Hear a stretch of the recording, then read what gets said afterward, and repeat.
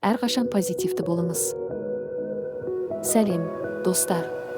Бүгін біз сіздермен өте маңызды нәрсе туралы сөйлесеміз, позитивті болу. Өмірде қиындықтар көп, бірақ әрқашан жақсылықты көруге тырысайық. Позитивті ойлау бізге күш береді. Ол біздің денсаулығымызға, қарым-қатынасымызға және жалпы өмірімізге әсер етеді. Жақсы нәрселерге назар аударсақ, біз бақыттырақ боламыз. Қиындықтар болған кезде оларды мүмкіндік ретінде қарастырайық. Әрбір қателік бұл сабақ. Үміттеніп алға қарай жылжу керек. Күніне бірнеше минутты өзіңізге арнаңыз. Жақсы музыка тыңдаңыз, медитация жасаңыз, немесе жай ғана табиғатта серуендеңіз. Өзіңізді жақсы сезінуге көмектесетін нәрселерді жасаңыз. Есіңізде болсын, әрқашан позитивті болу, бұл таңдау.